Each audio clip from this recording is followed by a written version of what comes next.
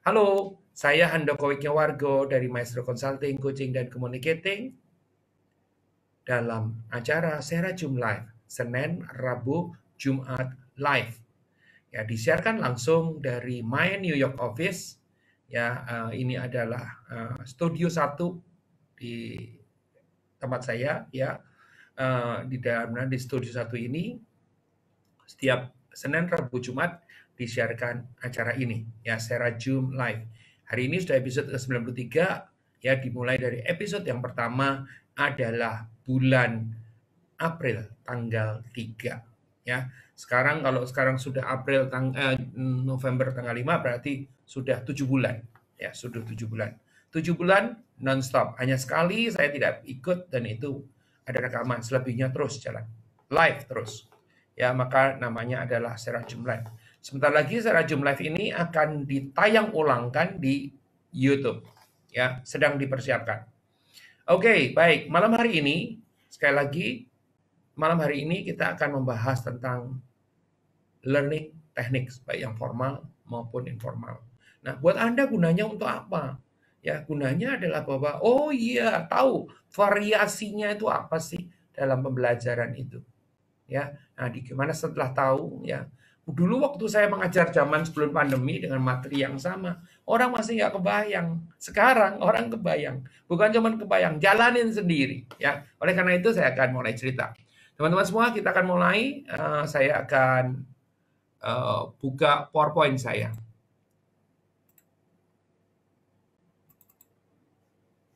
Yes. Baik, Serajum Live 93, Handoko Maestro, Learning Techniques, Rabu 4 November 2020, dari harusnya 19.30 sampai 20.00, tapi biasanya kita selesaikan jam 20.30. Nah, teman-teman semua, apa yang kita lakukan? Kita akan mulai cerita. Sebentar, saya mematikan dulu, ada gadget saya yang mengeluarkan bunyi-bunyian, dan tentu saja takutnya mengganggu Anda. Yes. So, mulai ya. Baik, teman-teman semua, menjelang pandemi, saya dapat kiriman sebelah buku dari Amazon. Sebetulnya isinya saya udah dapat, tetapi saya pengen bukunya, oleh karena itu saya pesan ke Amazon dan mendapat kiriman sebelah buku. Nah, salah satunya adalah terkait dengan culture, bidang keahlian saya. Kebetulan waktu itu kami juga punya program yang terkait dengan cultures, yang tadi sudah diceritakan bukunya, ya, adalah bidang kenapa di perusahaan kami ini, kami banyak di Maestro Consulting, Coaching, dan Communicating, kami banyak sekali melakukan program terkait dengan cultures, mulai dari membentuk cultures, ya, building cultures, terus kemudian menyegarkan culture, namanya rejuvenating corporate cultures. Ada juga yang menemukan kembali cultures, reinventing corporate cultures, ya. Dan tentu saja ada nuansa-nuansa di antaranya, mulai dari building itu belajarnya dari nggak ada, ya, reinventing itu sudah ada terus kemudian diketemukan kembali, terus kemudian kalau rejuvenating itu menyegarkan, ya, culture yang ada itu di refresh, ya, di rejuvenate. Ya, kalau Anda biasanya sudah lelah terus kemudian di rejuvenate, pergi ke spa. Ya, kira-kira seperti itu. Ya, ini yang juga dilakukan. Nah, terus apa lagi yang terjadi dan kekinian karena ini terkait dengan digital. Ya. Jadi era digital ini membawa banyak sekali perubahan yang terkait dengan cultures. Ya, dan di dalam tidak hanya buku ini, karena jumlah bukunya itu kalau nggak salah 7 waktu itu, ya. Jadi kami punya versi digitalnya, tetapi tetap aja kami tetap pengen punya yang tidak digitalnya, ya, agar supaya bisa bisa dikasih apa? Bisa dikasih post-it juga gitu kan. Biarpun yang versi non digitalnya juga bisa di post-it, ya. Nah, itu akan jadi. Dan kekinian karena ini terkait dengan digital cultures. Ya, kita akan teruskan, lanjutkan sedikit. Ya, bukunya adalah ini, Building Digital Culture, ya. Informasinya ya dirilis 3 Januari 2017, ya. Jadi saya waktu itu sudah dapat digitalnya, dapat review-reviewnya, bagus bagus, ya. Karena semua yang terkait digital itu wajib untuk dibaca. Tetapi juga banyak yang sampah juga. Kenapa? Karena orang nulis, ya asal ada tulisannya digital, orang beli. Jadi padahal waktu dilihat isinya, ya ampun, kok gitu aja gitu ya. Terus pengarangnya adalah Pak Daniel Rawls dan Thomas Brown. Ya, Pak Daniel Rawls dan Thomas Brown. Ya, nah, bagaimana organisasi bisa berhasil ketika lingkungan tempat mereka beroperasi berubah dengan cepat. Ini buku pasti ditulis sebelum 2017 karena 2017 dirilis, betul ya. Waktu itu penulisnya sudah berpikir bahwa ini terjadi perubahan yang sangat cepat. Ya, Anda bisa bayangkan ya bahwa perubahan yang sangat cepat tadi menjadi amat sangat dipercepat lagi dengan adanya pandemi COVID-19. Ya, nanti saya cerita di bagian belakang. Terus, hal yang dibutuhkan bisnis saat ini adalah strategi digital. Ya, enggak bisa enggak. Tetapi strategi digital tidak bisa tidak harus didukung dengan yang disebut dengan budaya digital. Ya, harus didukung dengan namanya budaya digital. Jadi, tapi jangan berpikir bahwa dengan satu buku ini menyelesaikan semua ya, karena toh hari ini juga kita hanya akan belajar 2 halaman dari seluruh buku ini, ya, yaitu tentang learning techniques, ya, cara-cara teknik-teknik learning, ya, tentu saja dengan cara yang digital. Dan kita akan cocokkan, ya, di kekinian ini situasinya seperti apa, ya. Kalau pada saat itu saya mengajar atau saya bicara atau saya melakukan konsultasi, ada contohnya, tapi tidak mudah. Hari ini ada contohnya dan itu mudah sekali. Siap?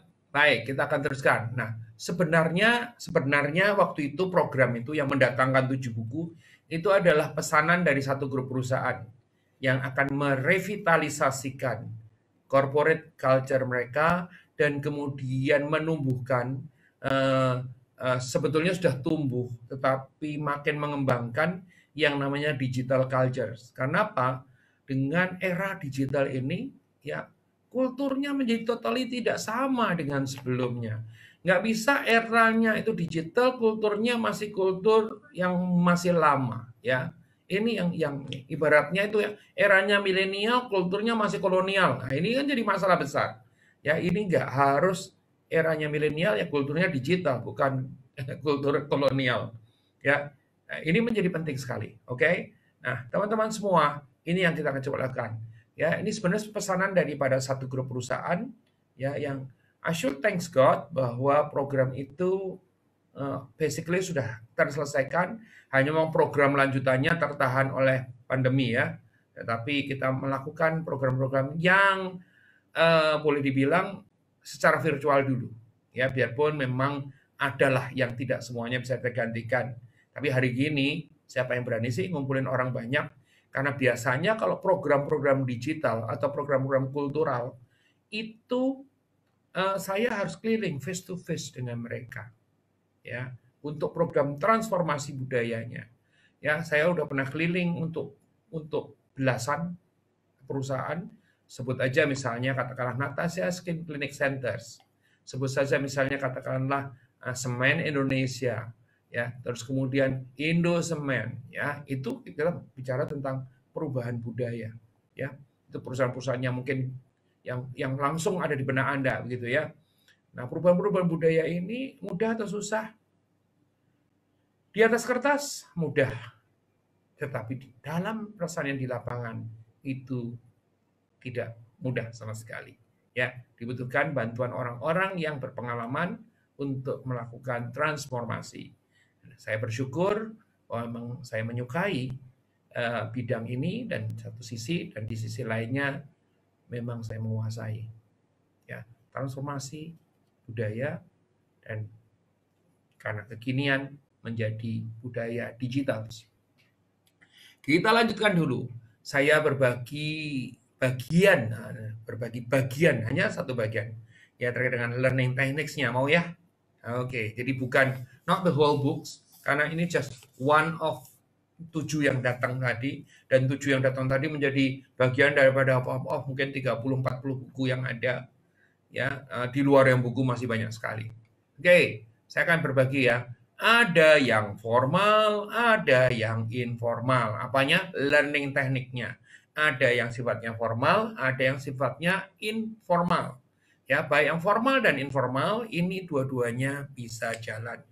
Nah, sekarang yang menarik adalah apa yang tadi dianggap informal sekarang menjadi sesuatu yang sifatnya formal. Ya, karena apa? Ya karena situasi memaksa untuk terjadi seperti itu. Siap? Siap ya? Baik, teman-teman semua, menjadi relevan karena tadi saya sudah sebutkan karena adanya pandemi COVID-19 ya. Karena adanya COVID-19 menjadi relevan sekali. Kenapa? Gak ada pilihan. Kadang-kadang gak ada pilihan. Oleh karena itu saya bilang kan, awalnya tadi dianggap sebagai informal, sekarang menjadi formal. Apa aja sih? Kita akan coba lihat. Mari kita mulai. Jadi kalau kita melihat yang formal training dan learning techniques, ya itu approach-nya itu yang paling umum adalah menggunakan classroom. Ya, yang paling umum adalah menggunakan classroom. Nah, kalau kita bicara soal classroom, ini beberapa institusi besar itu mempunyai yang namanya learning centers atau training center sendiri. Kalau saya ambil misalnya katakanlah tiga bank terbesar Indonesia yang saat ini yang memang di perbankan itu yang namanya learning dan training menjadi penting sekali. Katakanlah kita bicara secara apa namanya aset ya, kan ada BRI, ada Mandiri, dan ada BCA gitu ya. Ketiga-tiganya, nggak cuma ketiga-tiga ini, tapi maksudnya saya nggak contoh tiga, itu punya learning center sendiri yang gede sekali.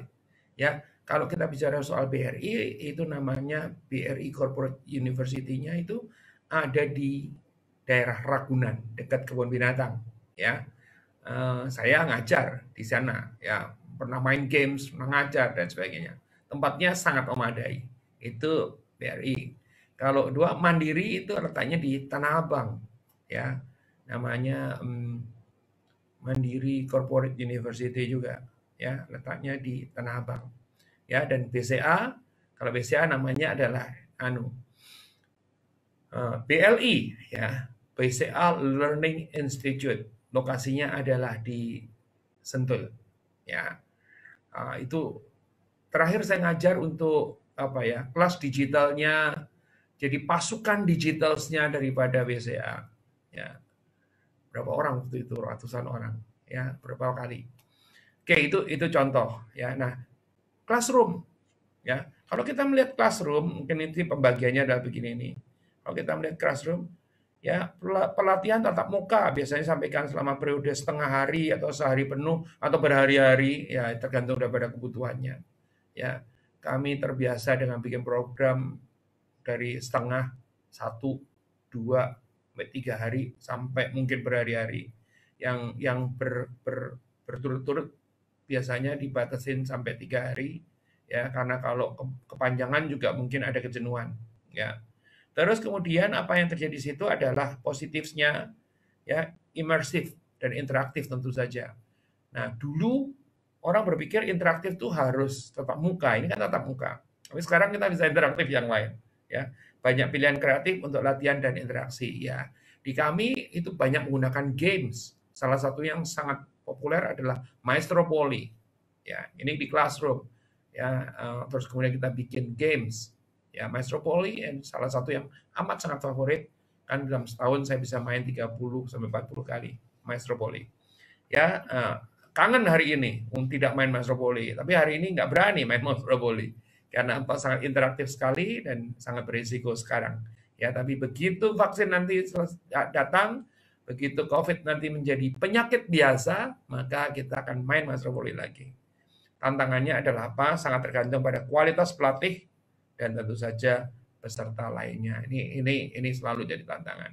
Pelaksanaan pembelajaran setelah acara jadi follow through-nya, follow through-nya itu menjadi penting, dan komitmen terhadap waktu. Karena apa? Biasanya mesti dengan perjalanan karena fisik datangnya. Ya ini yang approach-nya classroom.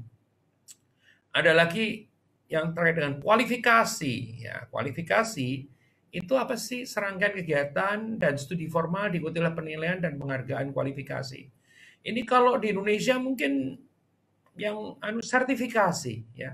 Karena kalau Anda memiliki keterampilan tertentu, Anda certified. Oleh karena itu harus mengikuti, harus mengikuti semacam pelatihan, yang tetapi pada akhir pelatihan itu ada ujian, ya ujian sertifikasi, sehingga semua profesi harus melewati masa ini, ya. Jadi di situ positifnya baik untuk menunjukkan komitmen dan juga pengetahuan. Jadi orang yang memiliki keterampilan tertentu, dia harus belajar tentang keterampilannya dan harus lulus ujian. Bukan asal dia tuh pokoknya saya terserah saya gitu, nggak bisa. Tetapi mereka benar-benar harus menguasai. That's qualification, that's certification. Ya, belajar versus penilaian kelulusan, ya, dan kemudian keterkinian kontennya, karena biasanya ada institusi-institusi yang memang melatih mereka, yang institusi ini mengembangkan materi, ya, mengupdate terus. Ini kita bicara soal yang kualifikasi, masih di dalam ranah yang sifatnya formal. Nah, terus kemudian apalagi e-learning, online interaktif, menarik ya. Jadi 2017 itu kita kami juga sudah melakukan ini. Tetapi memang company-company masih banyak yang senang konvensional, tapi yang nggak apa-apa ya. Karena apa? Karena katanya semua tuh indah pada waktunya ya. E-learning online interaktif ya.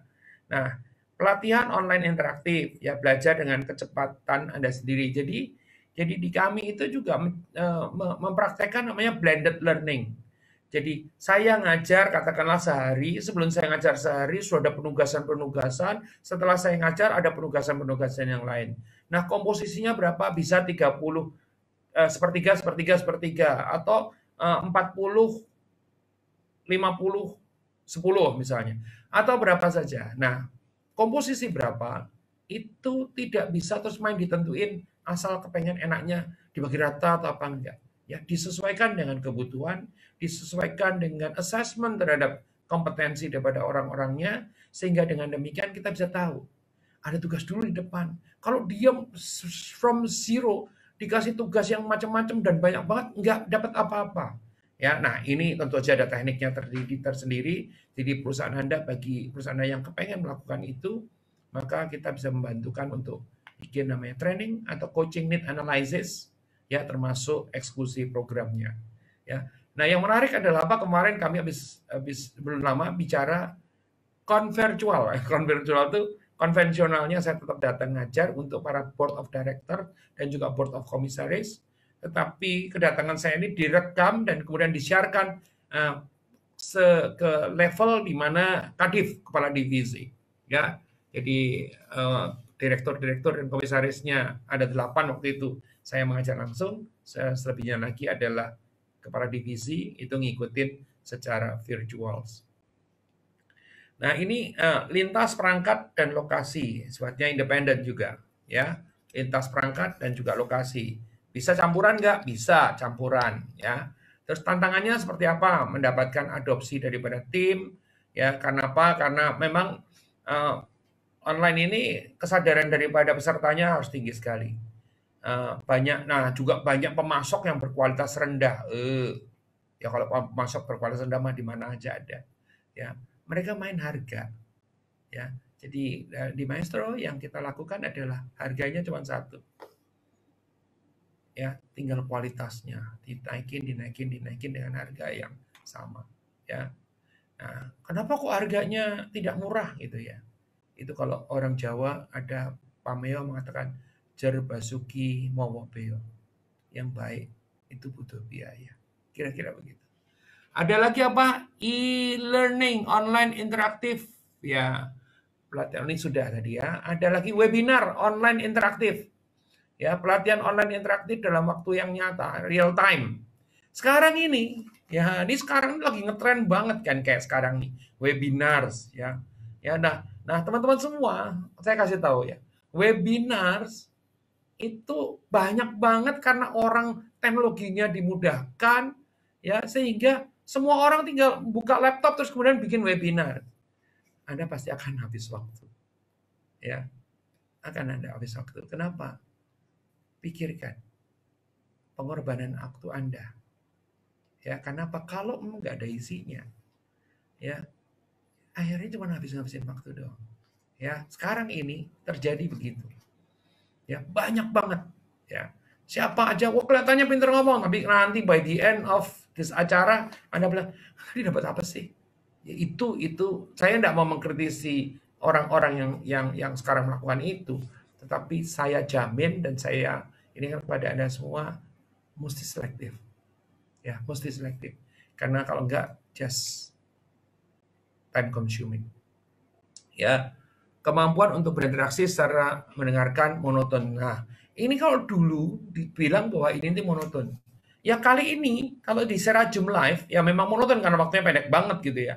Tetapi di dalam acara yang sifatnya sudah pelatihan perusahaan itu sama sekali sudah tidak monoton. Ada interaksinya. Besok kami dengan hari Jumat sore itu dengan Bang Danamon ya sudah lepas semua apa program interaksinya segala macam kita sudah jalankan.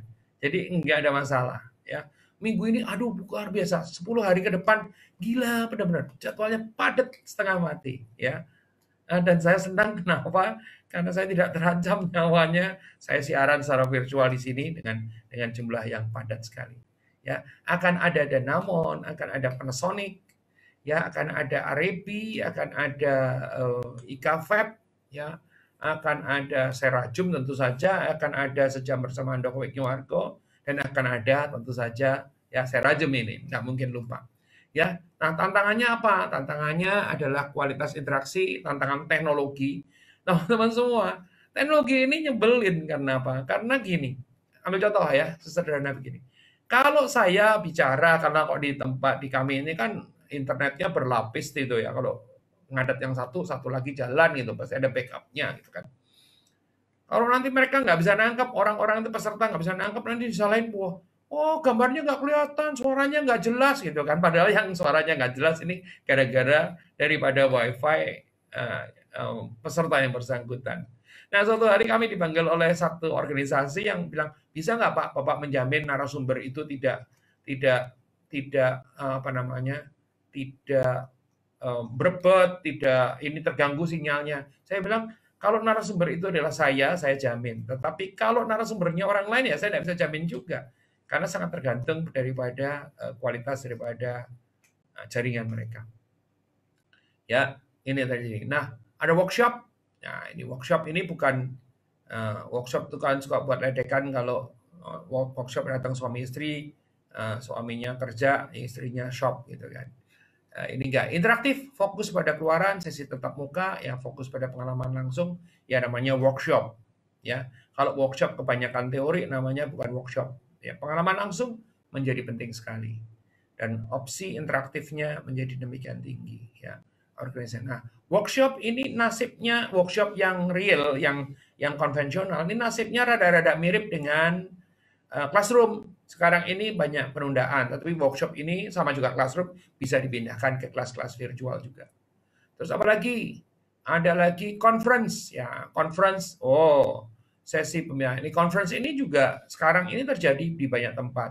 Nah, kami sedang bantu conference untuk di level ASEAN ya, ASEAN di level ASEAN. Mudah-mudahan semuanya berjalan dengan lancar ya. Ini melibatkan negara-negara ASEAN plus Jepang dan plus kalau nggak salah dengan India dan Pakistan ya, conference digital virtual 2 hari seru ya. Di conference itu tentu saja berkesempatan berjalan atau network dan rentang speaker yang sangat banyak. Nanti ada keynote speakers, ada speakers yang ini itu dan sebagainya. Pelatihan menjadi promosi penjualan juga dan sebagainya.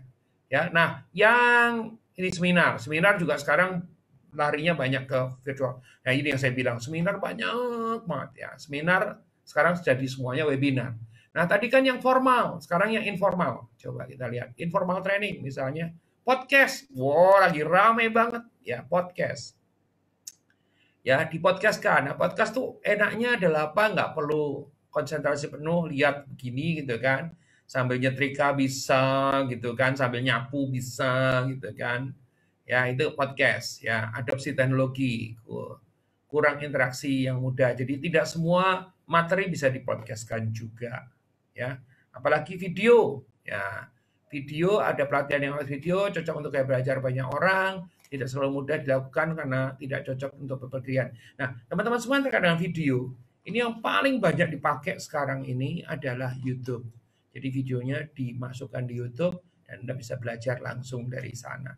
Ya, tadi kan saya sudah cerita soal YouTube kami ya, Maestro Channels.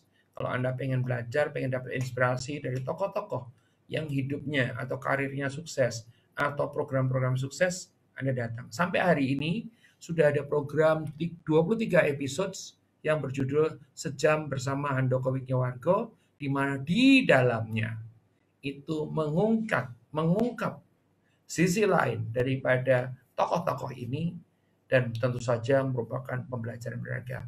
Maestro Channel, Sejam Bersama Handoko Wijnyowargo. Ya, channelnya namanya Maestro Channels. Terus apa lagi? Blogs, report, ya ada kontennya tertulis nih, pembelajaran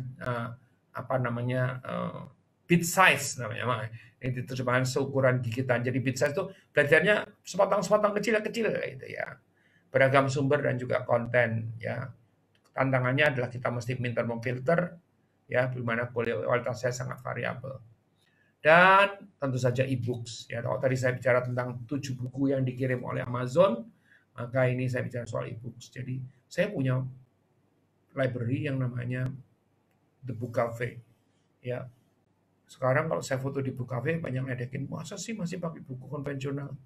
Well, yang sekarang di Book Cafe itu kira-kira sekitar mungkin tinggal 40% daripada total, karena 60%-nya sebetulnya di e-book. Dan di e-booknya saya nggak bisa tunjukkan di mana, karena dia ada di suatu tempat sana. Ya, konten tertulis bentuknya panjang, berfokus pada topik konten yang mendalam, komitmen waktu, kurangnya penyaringan yang mudah. Ini e-books, ya. Itu. Dan apalagi? Jadi gimana? Oke, teman-teman, sebentar saya tutup dulu aja deh. Gitulah sementara materinya. Terima kasih, ya. Jadi materinya hari ini kita belajar tentang yang namanya learning techniques life. Malam hari ini adalah episode ke-93. Judulnya adalah Learning Techniques. Learning Techniques ini adalah merupakan bagian yang kecil sekali daripada perubahan yang namanya building digital culture. Ya, karena apa? Karena memang nggak bisa dihindarin lagi. Ya, kita itu kayak makan masuk di point of no return. Ya, sudah maju menuju digital dan nggak bisa terus kemudian murni konvensional. Artinya ya budaya digitalnya tetap harus dibentuk dan itu penting sekali bagi perusahaan Anda yang masih belum mulai pikirkan. Bagi perusahaan Anda yang berpikir bahwa semuanya bisa dikerjakan sendiri, mulai pikirkan. Karena apa? Kami ada bukan untuk menggantikan Anda.